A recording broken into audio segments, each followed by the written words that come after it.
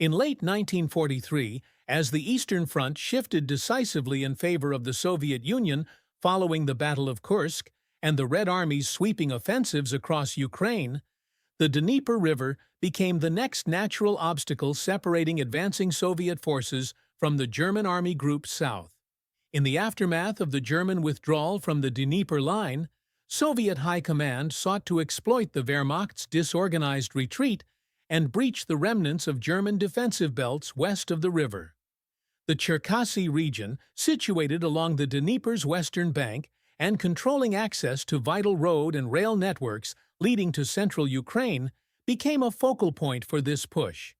The area's rolling steppe, interspersed with rivers and frozen marshlands, offered both opportunities and hazards for mechanized warfare, particularly during the brutal winter of 1943–44. Army Group South, commanded by Field Marshal Erich von Manstein, had suffered substantial losses during the Dnieper-Carpathian operations, and its divisions were scattered along an overextended front that lacked sufficient reserves.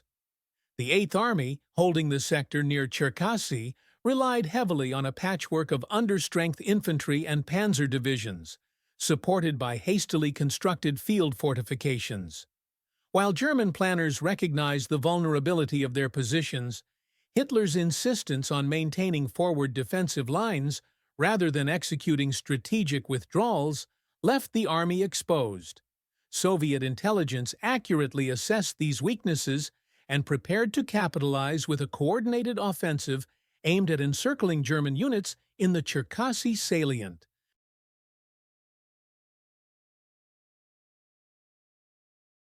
The Red Army's plan, developed under the coordination of Marshal Georgy Zhukov and involving the First and Second Ukrainian fronts, envisioned a two-pronged assault designed to trap German forces west of the Dnieper before they could retreat toward more defensible positions. The Soviet strategy leveraged combined arms tactics perfected during recent operations, with armored spearheads supported by massed artillery and ground attack aircraft to rupture German lines and envelop their flanks. The logistical buildup preceding the assault was immense, with supplies, bridging equipment, and fresh reinforcements brought forward despite winter conditions. Soviet commanders prioritized speed, understanding that the frozen terrain offered a narrow window for rapid advances before the spring thaw would turn the steppe into a quagmire. The offensive began in early January 1944, with the Red Army achieving immediate breakthroughs along the weakened German lines. Soviet Tank Corps, advancing under the cover of concentrated artillery barrages, drove deep into the rear areas, targeting key transportation hubs and cutting off German escape routes. The encirclement took shape as Soviet forces converged from the north and south, compressing the German Eighth Army elements into a pocket near Cherkassy. For the German defenders, the developing encirclement represented a grave crisis. Supply lines were severed, mobility was constrained by snow and ice, and Soviet air superiority limited any attempts to reorganize or counterattack. Despite fierce local resistance, the pocket tightened as Soviet forces exploited every gap in the German perimeter. The encirclement at Cherkassy marked the prelude to the larger Korsun pocket, which would soon follow as Soviet forces expanded their operation westward. Though not as widely remembered as the subsequent Korsun encirclement, the events at Cherkassy, they highlighted the Red Army's growing proficiency in large-scale mechanized encirclement operations and the Wehrmacht's increasing inability to maneuver effectively in the face of overwhelming Soviet pressure. The battle also revealed the costs of rigid German strategic directives as the refusal to authorize timely withdrawals turned vulnerable positions into disasters. The Cherkassy operation thus became a critical precursor to the decisive battles of early 1944, setting the stage for the destruction of German forces in Ukraine and the continued Soviet drive toward the Carpathians and beyond. The Cherkassy operation's second phase unfolded as Soviet forces pressed their advantage, exploiting the fragmentation of German defenses and advancing rapidly along converging axes toward the town itself. By mid-January 1944, forward elements of the 52nd Army from the 2nd Ukrainian Front and the 1st Guards Tank Army from the 1st Ukrainian Front had reached the outskirts of Cherkassy, threatening to seal off German positions concentrated around the town and its surrounding river crossings. The encircled German units, primarily elements of the 18th Army Corps under General Wilhelm Stemmermann, found themselves facing a tightening noose with diminishing prospects of reinforcement or breakout. The Red Army's intent was clear: eliminate a sizable concentration of German forces and disrupt the entire operational cohesion of Army Group South. German command was aware of the Soviet maneuver, but internal divisions and conflicting orders from the Führer's headquarters hampered an effective response.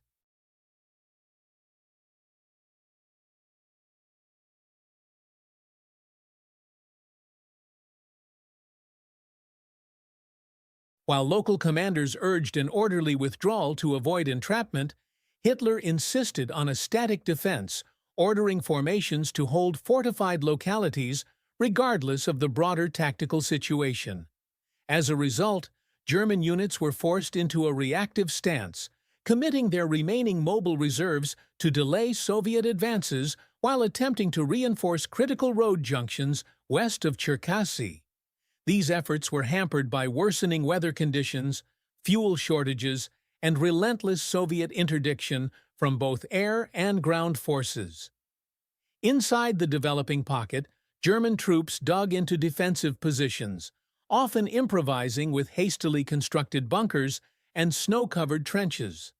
Supplies dwindled rapidly, ammunition stocks were rationed, and many formations suffered from frostbite, exhaustion, and insufficient food.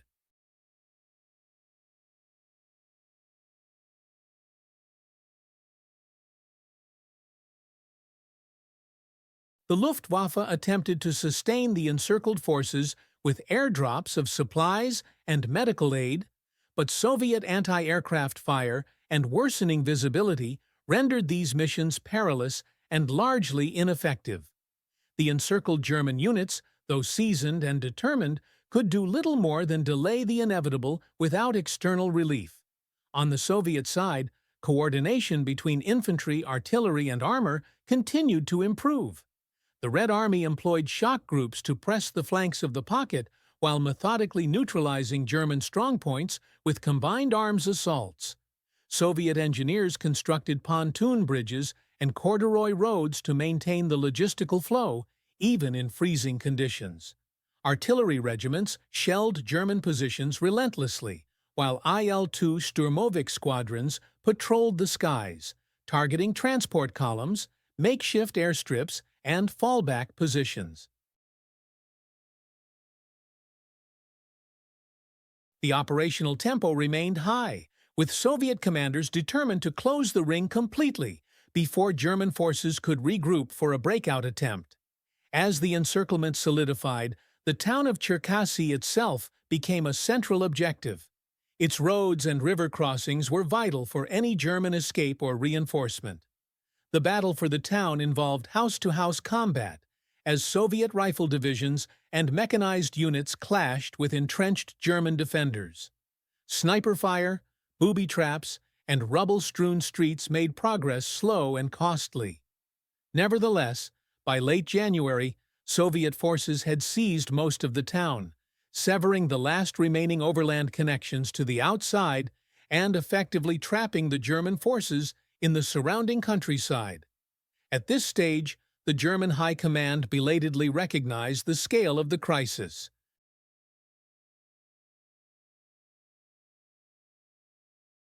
Plans were drafted for a relief operation, but the available forces, tired, understrength, and stretched thin across the southern front, were insufficient to mount a concerted attack.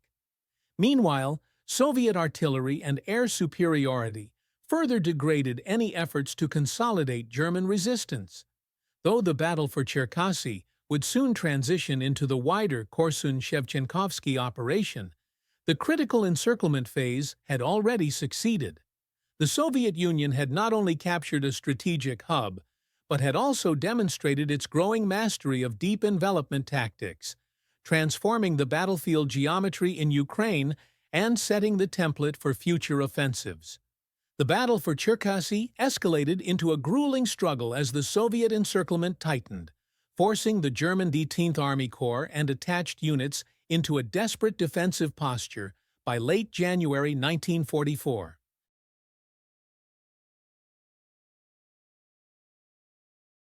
The pocket, stretched along a frozen expanse of steppe and forested river valleys, was constantly under pressure from converging Soviet forces while enduring relentless artillery bombardments and airstrikes. The German troops, numbering roughly 60,000 Osen, were forced to compress their lines to maintain cohesion, with defensive sectors hastily reorganized around small villages, woodlands, and any terrain that could be fortified. Ammunition became critically scarce, with frontline soldiers restricted to rationed bursts of fire, and fuel shortages forced commanders to abandon or destroy many vehicles to prevent them from falling into Soviet hands. The Luftwaffe, hampered by the worsening weather and Soviet air dominance, could offer little more than sporadic resupply and limited close air support, insufficient to alter the pocket's. Soviet operational planning during this phase focused on systematically reducing the German positions while preparing for potential breakout attempts. Commanders of the 1st and 2nd Ukrainian fronts coordinated to press the German flanks with infantry and tank assaults, supported by heavy concentrations of artillery. Soviet forces exploited the frozen rivers and marshes, which allowed mechanized units to bypass traditional defensive choke points and strike at German strongholds from multiple directions. In particular, Soviet tank brigades, working closely with infantry, were deployed to sever interior lines of movement within the pocket, isolating German battalions from one another and preventing any large-scale reorganization.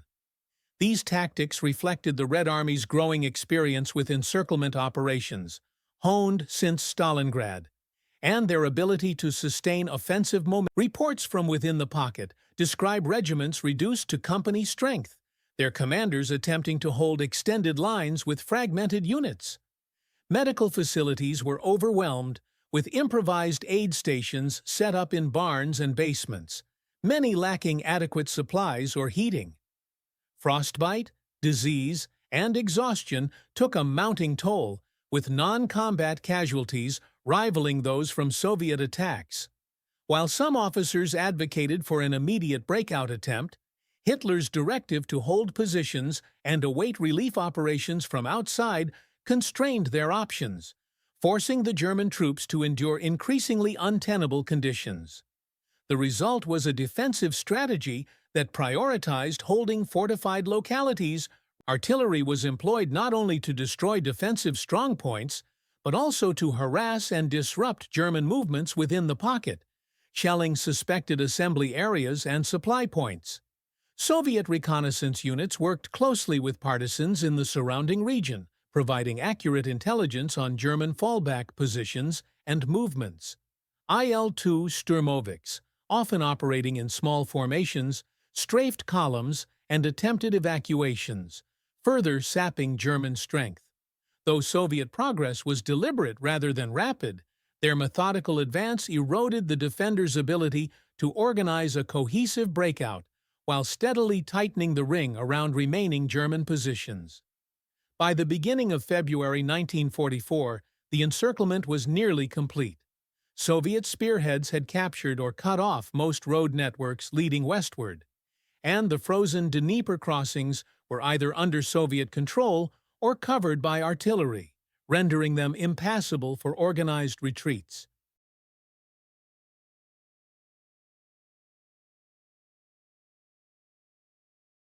German forces, now divided into smaller isolated groups, resorted to night movements to avoid Soviet observation, but even these measures offered little reprieve as Soviet patrols and blocking forces intercepted columns attempting to regroup. The once formidable German defensive perimeter had been whittled down to scattered pockets, clinging to survival. Their commanders faced with a grim reality. Without a major relief effort from outside, their only hope would be a desperate, high-risk breakout through the encircling Soviet lines. As the pressure built, Soviet commanders shifted focus to ensuring that any breakout, if attempted, would result in catastrophic German losses. Anti-tank and infantry formations were positioned along likely escape routes, reinforced by artillery kill zones designed to trap German columns in concentrated fire.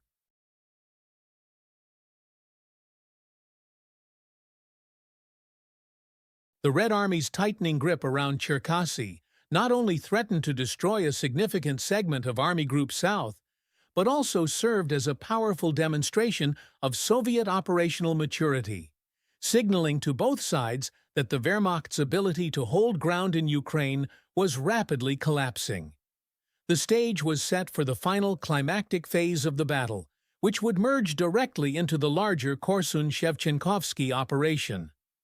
By early February 1944, the encircled German forces near Cherkassy faced the inevitable decision between destruction or a desperate breakout attempt. The 18th Army Corps, along with supporting divisions from Army Group South, had been reduced to a battered force of roughly 55,000 men, many of them suffering from frostbite, malnutrition, and exhaustion. Supplies had dwindled to critical levels. Artillery batteries were restricted to a handful of shells per day. Armored units had only enough fuel for brief, localized maneuvers, and rations had been cut to the bare minimum. The Luftwaffe continued attempts to resupply the pocket by air, flying from bases in occupied Ukraine and Poland, but Soviet anti-aircraft fire, poor visibility, and snow-laden winds limited most missions to dropping small quantities of ammunition and food. Any larger-scale airlift proved impossible, leaving German commanders with few options beyond trying to fight their way out. The Soviet High Command anticipated this move and prepared accordingly. The 1st and 2nd Ukrainian fronts established layered defensive belts along likely breakout routes, particularly toward the west and southwest, where the Soviet engineers fortified roads with minefields and obstacles, while anti-tank brigades occupied commanding positions overlooking valleys and frozen river crossings. Artillery regiments were deployed in depth, with pre-sighted kill zones designed to catch retreating German columns in devastating crossfire. Mobile reserves, including tank and mechanized brigades, were held back to counter any penetrations, ensuring that even if German units broke through the initial lines, they would face immediate counterattacks before escaping the broader encirclement. Inside the pocket, German command under General Wilhelm Stemmermann organized the breakout in grim recognition of the risks involved. The plan, codenamed Operation Wanda, called for the remnants of the Axis Corps to form marching columns, using their remaining armor to spearhead the assault along a narrow corridor toward the town of Lysyanka. The withdrawal would be conducted under the cover of darkness to minimize Soviet air and artillery strikes, with infantry and artillery abandoning heavy equipment to maximize speed. However, the movement of tens of thousands of troops across open, snow-covered terrain would inevitably expose the columns to detection, and the severe cold hampered both pace and coordination, with frozen roads and drifting snow delaying formations. The breakout commenced in the night of 16 to 17 February, as German forces launched their assault westward through deep snow and along frozen riverbeds.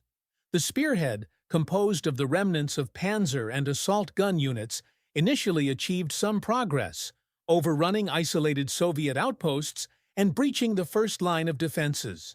However, once daylight broke, the retreating columns' pre-sighted artillery barrages shattered dense troop concentrations, while Soviet aircraft, particularly IL-2 Sturmovix, strafed and bombed the exposed columns, turning stretches of the escape route into killing fields.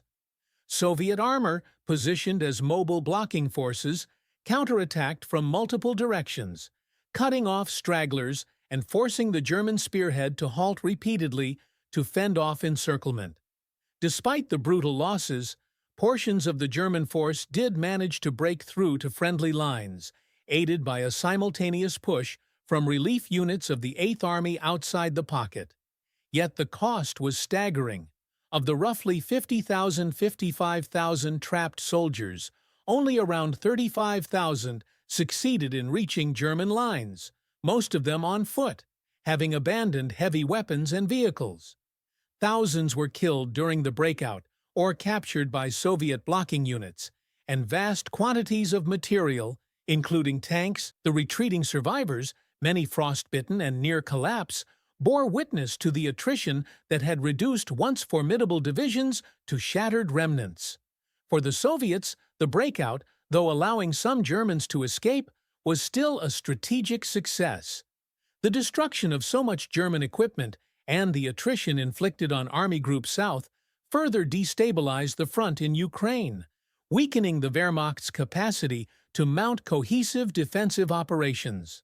The Cherkassy battle, culminating in the breakout, had cost the Red Army significant casualties, but it confirmed the effectiveness of its encirclement doctrine, combining massed artillery, armor, and air power to systematically dismantle German field armies. The lessons learned would soon be applied on an even larger scale in the Korsun-Shevchenkovsky operation, where Soviet forces would repeat and refine these tactics to inflict the breakout from Cherkassy, while allowing a portion of the encircled German forces to escape, left the 18th Army Corps shattered and the operational cohesion of Army Group South severely compromised. Of the roughly 55,000 men originally trapped, the 35,000 who reached German lines were in no condition to rejoin combat immediately. Many had lost most of their heavy weapons, vehicles, and logistical support, while frostbite, exposure, and exhaustion rendered entire battalions combat ineffective. Medical stations behind the lines were overwhelmed by the influx of survivors, many of whom were near starvation or suffering from gangrene and severe wounds. The divisions that had once formed a central component of the 8th Army were reduced to scattered remnants, incapable of holding their former positions without substantial reinforcements and reorganization. For the Soviet Union, the outcome of the Cherkassy battle was measured not only by the destruction inflicted on German manpower and equipment, but also by the operational momentum it created. The engagement demonstrated the Red Army's growing proficiency in executing large-scale encirclements, combining mechanized thrusts with methodical infantry and artillery coordination. Soviet commanders used Cherkassy as a testing ground for tactics that would soon be expanded during the Korsun-Shevchenkovsky operation, where similar double envelopment maneuvers would be applied with even greater force. The battle underscored how the Red Army, once reliant on sheer numerical superiority, had matured into a force capable of complex operational planning and sustained offensive operations even in the most challenging winter conditions. The material losses inflicted on the Germans were devastating. Dozens of tanks, assault guns, and artillery pieces were either destroyed in combat or abandoned during the breakout. Stockpiles of ammunition, fuel, and rations were captured or burned, denying Army Group South vital resources at a time when its supply situation was already precarious. Rail lines and road networks west of the Dnieper, many of which the Germans had relied on to move reinforcements and evacuate supplies, were either seized or rendered unusable by Soviet forces. The Wehrmacht's logistical framework in Ukraine, already strained by partisan activity and the overstretched front, was further degraded, leaving German forces increasingly vulnerable to subsequent Soviet offensives. The morale impact on both sides was equally significant. For the Germans, the ordeal at Cherkassy deepened the growing recognition. Survivors recounted the escape as a harrowing ordeal, marked by constant Soviet artillery fire, strafing attacks, and the brutal winter landscape. Many units blamed Hitler's refusal to authorize an earlier withdrawal for the scale of the losses, echoing frustrations voiced after Stalingrad and other encirclements. For the Soviets, the victory provided a powerful morale boost, reinforcing confidence in their ability to not only withstand but decisively defeat experienced German formations through coordinated operations. The battle also served as a cautionary precedent for German commanders preparing for the wider Korsun-Shevchenkovsky operation, which began shortly after the Cherkassy breakout. Despite their efforts to avoid a repeat disaster, the weakened state of Army Group South, combined with the Red Army's growing mastery of encirclement tactics, meant that the Korsun battle would inflict even heavier losses. Cherkassy, therefore, became both a tactical victory for the Soviets and a strategic warning to the Germans, signaling that the Red Army's winter campaigns would not relent and that their evolving operational art posed a threat the Wehrmacht could no longer easily counter. In broader historical terms, Cherkassy illustrated the accelerating collapse of German defensive capabilities in Ukraine during early 1944. While not as catastrophic in scale as later encirclements, it played a pivotal role in opening the path for Soviet advances toward the southern Bug and Dniester rivers, further isolating German forces in the western reaches of Ukraine. The destruction and retreat from the Cherkassy pocket signified not just another battle lost, but the erosion of an entire strategic position, paving the way for the Red Army's relentless push toward the Carpathians and eventually into Central Europe. The aftermath of the Battle of Cherkassy marked a decisive shift in the balance of power on the southern sector of the Eastern Front, shaping the trajectory of operations in early 1944 and directly influencing the subsequent Korsun-Shevchenkovsky encirclement. The heavy losses sustained by the German 18th Army Corps, coupled with the destruction of vital equipment and the collapse of a contiguous defensive line, left Army Group South dangerously exposed. The German command structure scrambled to stabilize the front, withdrawing surviving formations to hastily prepared positions along the Gniloy-Tikich River and the approaches to the Dniester. These improvised defenses, manned by exhausted remnants and reinforced by newly transferred units, were intended to delay For the Soviets, Cherkassy was more than an isolated tactical victory. It was a demonstration of operational continuity, showing their ability to seamlessly transition from one offensive to the next without significant pause. The lessons drawn from the encirclement, particularly the coordination of armored spearheads with infantry and artillery, informed immediate planning for the larger Korsun operation. Commanders like Marshal Georgy Zhukov and General Ivan Konev refined their use of shock groups and mechanized corps, ensuring that subsequent offensives could sustain pressure even as German forces attempted countermaneuvers. The ability to keep German units perpetually off balance, denying them the opportunity to re-establish cohesive defensive fronts, became a defining feature of Soviet strategy during this period. Strategically, the Cherkassy engagement weakened German morale and further eroded confidence. Surviving officers and soldiers from the 18th Corps, many of whom had endured the breakout under constant Soviet assault, openly criticized the refusal to authorize earlier withdrawals, which might have preserved both manpower and material. Similar frustrations reverberated through Army Group South's command, where senior officers increasingly recognized the futility of holding forward salients under threat of encirclement. These tensions strained relations between field commanders and Hitler's headquarters, foreshadowing the growing disillusionment that would deepen with each successive Soviet victory across Ukraine and beyond. Logistically, the consequences of the Cherkassy battle were severe for the Wehrmacht. The abandonment of heavy weapons, vehicles, and supply depots not only deprived German forces of critical resources, but also handed the Soviets captured tanks, artillery, and ammunition were either integrated into Soviet units or studied for intelligence purposes, while intact rail hubs and depots accelerated the Red Army's advance deeper into German-held territory. The dismantling of German infrastructure in the region further crippled the Wehrmacht's ability to mount coordinated counteroffensives, forcing them into a largely reactive posture for the remainder of the Ukrainian campaign. In a broader context, Cherkassy symbolized the irreversible momentum shift on the Eastern Front.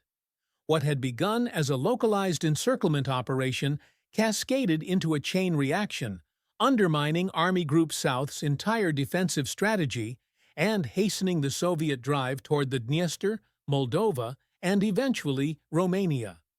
While the German breakout prevented a total annihilation on the scale of Stalingrad, the operational and psychological damage was undeniable.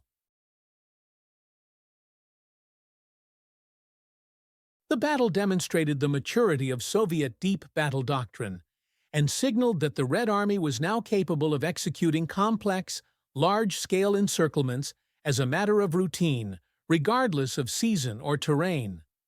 By the time the surviving German troops regrouped, the initiative had long passed irrevocably to the Soviets. The Cherkassy encirclement, though overshadowed by the larger Korsun operation that immediately followed, played a critical role in dismantling Army Group South's defenses and accelerating the collapse of German positions in Ukraine. It showcased a Red Army no longer defined solely by numbers, but by operational sophistication, while highlighting the growing inability of the Wehrmacht to adapt to the shifting dynamics of the war.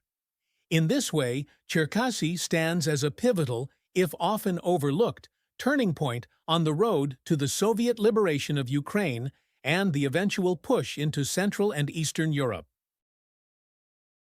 The Battle of Cherkassy, though frequently overshadowed by the larger and more publicized Korsun-Shevchenkovsky operation, stands as a crucial chapter in the evolution of the Eastern Front during early 1944.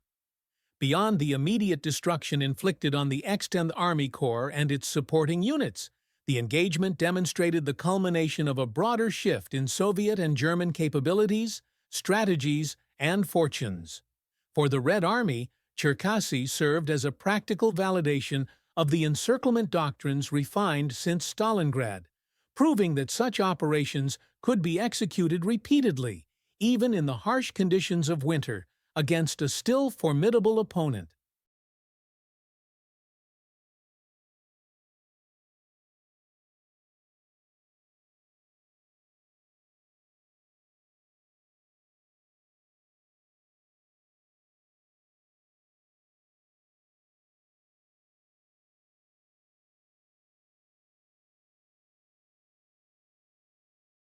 The ability to coordinate mechanized thrusts, infantry advances, massed artillery, and close air support into a cohesive operational design marked a new level of maturity for Soviet command. Bridging the gap between previous attritional offensives and the sweeping, decisive campaigns that would soon carry them across Eastern Europe. For the Germans, Cherkassy exposed the terminal weaknesses in their defensive posture in Ukraine. The battle underscored the dangers inherent in adhering to rigid, top-down directives from Hitler, which insisted on holding salients and fortified localities despite their vulnerability to Soviet encirclement tactics. Local commanders, many of whom recognized the peril well before the noose closed, were denied the freedom to withdraw to more defensible positions, resulting in losses of men, equipment, and morale that could ill be spared. Survivors of the pocket not only carried the physical scars of frostbite, hunger, and exposure, but also a deep sense of frustration at strategic decisions that had prioritized symbolic resistance over operational prudence. These sentiments, echoed across other sectors of the Eastern Front, eroded confidence in Berlin's ability to direct the war effectively. The Soviet victory at Cherkassy also had immediate and tangible effects on the broader campaign in Ukraine. The removal of tens of thousands of German troops, along with the destruction or capture of their heavy weapons, left critical gaps in Army Group South's lines. These vulnerabilities accelerated the Red Army's momentum as they transitioned seamlessly into the Korsun operation, capitalizing on the same weaknesses that had led to the Cherkassy encirclement.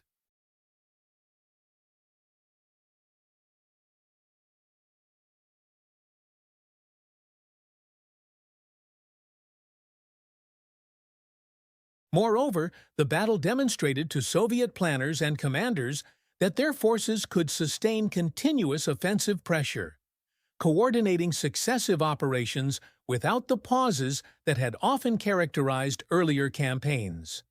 This operational continuity became a defining element of Soviet strategy in 1944, as they sought to keep German forces perpetually on the back foot, unable to recover or consolidate. In the long term, Cherkassy's legacy lay not only in its role as a precursor to larger Soviet victories, but also in how it shaped post-war understanding of the Eastern Front's dynamics. While the breakout of a portion of the encircled German forces allowed some contemporary German accounts to frame the battle as a partial success, the reality was a strategic defeat that inflicted losses Army Group South could not absorb.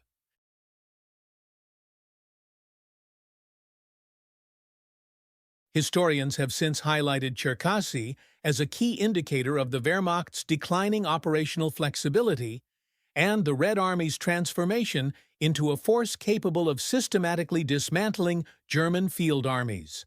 The methods perfected there, double envelopment, relentless artillery, and the integration of air and ground assets, would be applied repeatedly in the months that followed, ensuring that Cherkassy's lessons resonated far beyond its immediate geographic and temporal context. Today, the battle is often studied less for its scale than for its implications.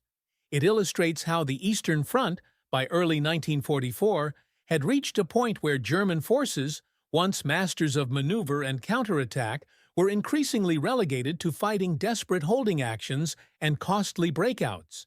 For the Soviets, it marked another step toward the operational fluency that would define their final drive into Europe. Though the events at Cherkassy were soon eclipsed by the even greater destruction at Korsun and the sweeping offensives of the summer and autumn of 1944, they remain a vital episode in understanding how the tide of the war turned decisively against Germany in Ukraine, paving the way for the Red Army's relentless westward advance.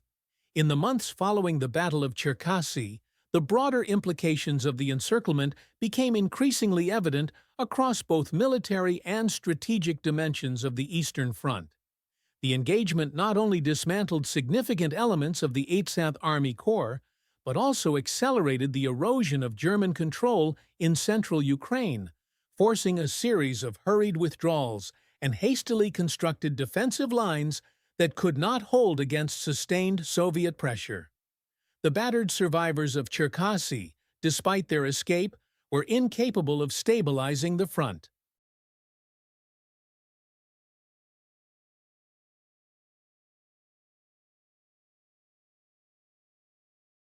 Most formations required weeks of rest and replenishment, and many never regained their pre-encirclement strength, leaving Army Group South chronically under strength just as the Red Army prepared to escalate its offensives toward the southern Bug and Dniester rivers. For the Red Army, the Cherkassy operation provided both material gains and invaluable operational lessons. Captured equipment, ranging from artillery and small arms to damaged tanks and supply caches, was quickly repurposed or studied to improve Soviet production and tactical understanding of German technology. More importantly, Soviet planners refined their encirclement techniques, learning to anticipate German breakout tactics and developing more efficient blocking and pursuit methods.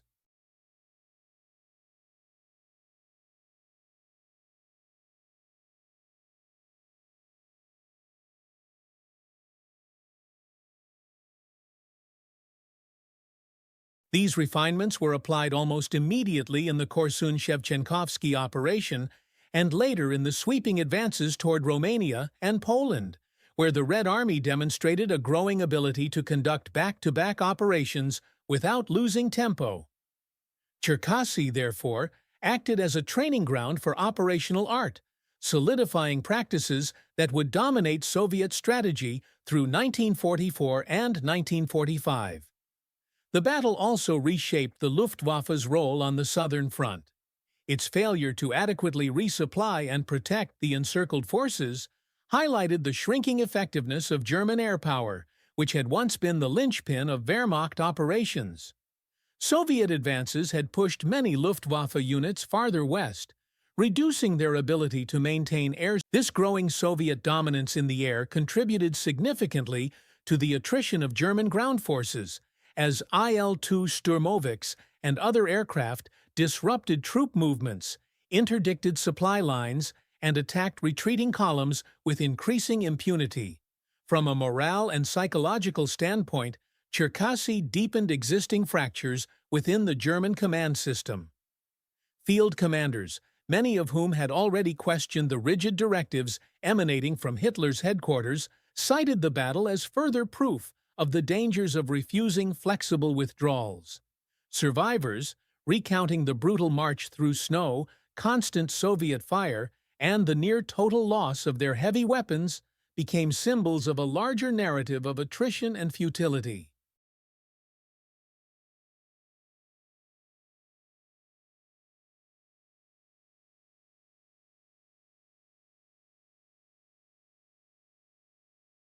These sentiments filtered upward, leading to renewed appeals from senior officers for greater operational autonomy.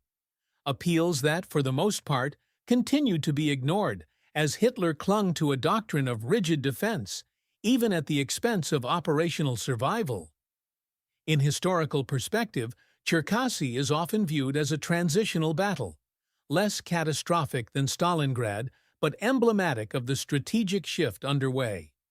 It demonstrated that the Red Army had developed the capability to launch precise, multi-phase operations designed not just to seize territory, but to annihilate enemy formations systematically. It also revealed that German operational flexibility, once the cornerstone of their military success, was increasingly shackled by political interference and dwindling resources.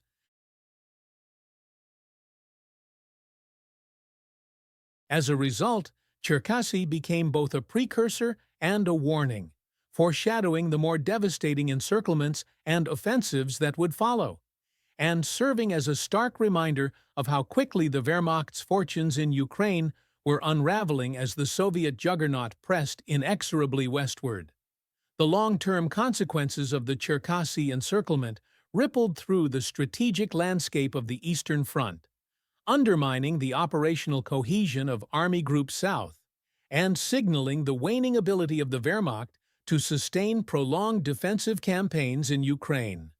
The loss of equipment and the crippling attrition suffered by the Cherkassy Army Corps left a void in German defensive capabilities that could not be readily filled.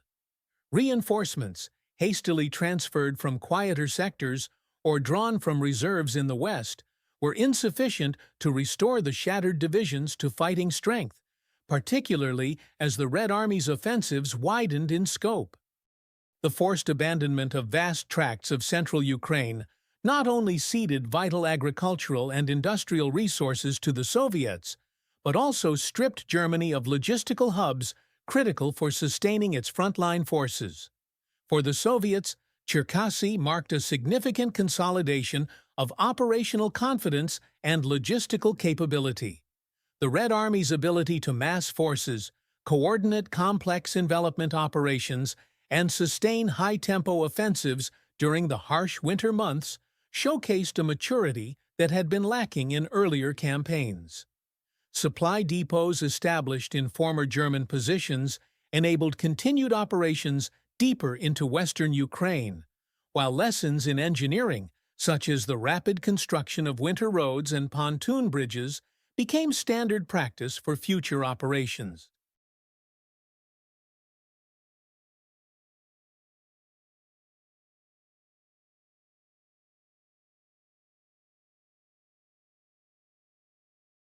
These capabilities allowed Soviet commanders to maintain unrelenting pressure on retreating German forces, accelerating the collapse of their defensive belts and facilitating the subsequent drive toward the Carpathians, Moldova, and eventually Romania. Psychologically, Cherkassy deepened the gulf between German frontline officers and Hitler's high command. Survivors of the encirclement, along with commanders who had argued unsuccessfully for timely withdrawals, viewed the losses as avoidable and symptomatic of the increasingly unrealistic strategic dictates emanating from Berlin. These tensions eroded the confidence of seasoned officers in the Führer's ability to conduct the war, fueling private dissent even as they remained bound by loyalty and discipline.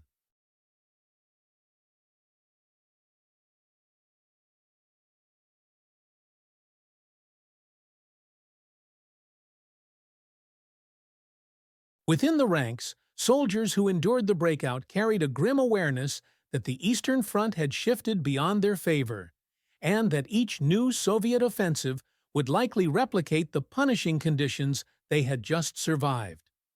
The battle also accelerated the erosion of the Luftwaffe's capacity to influence events on the Southern Front. Its inability to protect the pocket or deliver meaningful resupply highlighted how Soviet advances had steadily degraded German air power by capturing forward bases, forcing air units farther west, and stretching their operational reach. Meanwhile, the Red Air Force, bolstered by growing numbers of modern aircraft and supported by an increasingly sophisticated ground-based logistics network, expanded its dominance.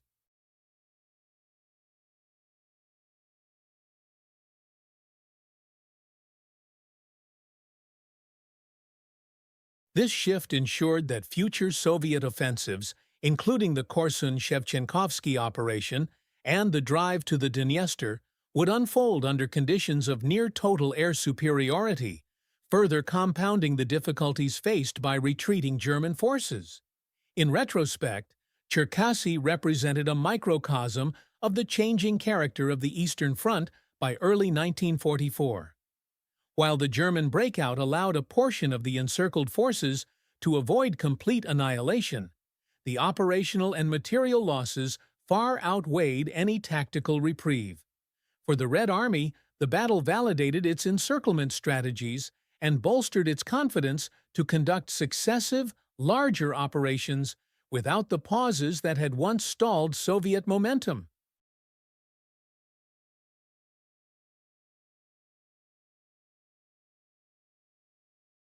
As a result, Cherkassy stands as a turning point where the Wehrmacht's ability to dictate or even influence the pace of battle in Ukraine was decisively broken, paving the way for Soviet forces to transition from regional offensives to a sweeping strategic drive that would ultimately carry them into the heart of Eastern Europe.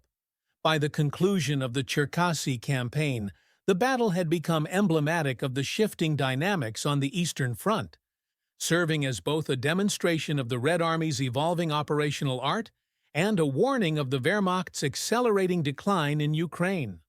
Although roughly 35,000 German soldiers from the 18th Army Corps managed to escape the encirclement, their survival came at the cost of catastrophic losses in manpower, equipment, and cohesion. The retreating remnants were no longer cohesive combat units, but fragmented, exhausted groups. Many of entire divisions had effectively ceased to exist as organized fighting forces, their heavy weapons, supply chains, and vehicles either abandoned or destroyed during the breakout. This degradation left Army Group South ill-prepared to resist the waves of Soviet offensives that immediately followed. For the Red Army, Cherkassy marked not only a tactical and operational success, but also a symbolic confirmation that the balance of initiative had irrevocably shifted. The ability to encircle and dismantle German formations in midwinter while sustaining forward momentum underscored the Soviet Union's growing capacity to wage continuous large-scale offensives. These capabilities would soon be scaled up in operations such as Korsun-Shevchenkovsky and the later encirclements at Kamianets-Podilsky and Jassy-Kishinev, where Soviet forces, building on the methods proven at Cherkassy, would deal even heavier blows to German armies retreating through Eastern Europe. The battle thus functioned as both a rehearsal and a stepping stone for the Red Army's deeper incursions into German-held territory. The strategic repercussions of Cherkassy extended beyond the battlefield. The loss of central Ukraine's transport hubs, agricultural output, and industrial sites dealt another severe blow to Germany's already strained war economy. Critical railway lines feeding Army Group South were severed or rendered unusable, complicating efforts to bring in reinforcements and supplies from Poland and Hungary. At the same time, the Red Army was able to seize and utilize portions of this infrastructure, bolstering its own logistical networks and enabling a faster buildup for the offensives that would push toward the Carpathians and the Balkans later in 1944. This logistical shift further tilted the balance of operational capability in favor of the Soviet Union. The psychological impact of the battle was equally profound. German troops and officers who survived the encirclement saw Cherkassy not as a narrow escape, but as a harbinger of what lay ahead. Many recognized that the once dominant Wehrmacht, no longer able to maneuver freely or dictate the pace of combat, had become vulnerable to the kind of deep envelopment operations it had once executed against its enemies. Conversely, for the Soviet forces, the success at Cherkassy reinforced growing confidence in their doctrine, leadership, and ability to overcome the logistical and environmental challenges of winter warfare. This morale boost resonated throughout the Red Army, strengthening the belief that the destruction of German forces in Ukraine was not only possible, but inevitable. In historical memory, the Battle of Cherkassy endures as a pivotal, though often overshadowed episode in the liberation of Ukraine.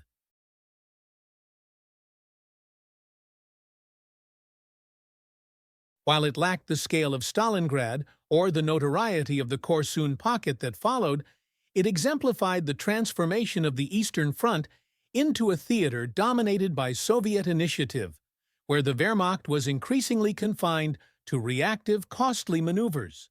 The encirclement, breakout, and resulting devastation encapsulate the transition from a war of maneuver to one of systematic Soviet dismantling of German armies, setting the stage for the series of crushing blows that would drive Nazi forces out of Eastern Europe. In this respect, Cherkassy stands not merely as a battle, but as a marker of the irreversible shift that sealed the fate of German arms in Ukraine and beyond.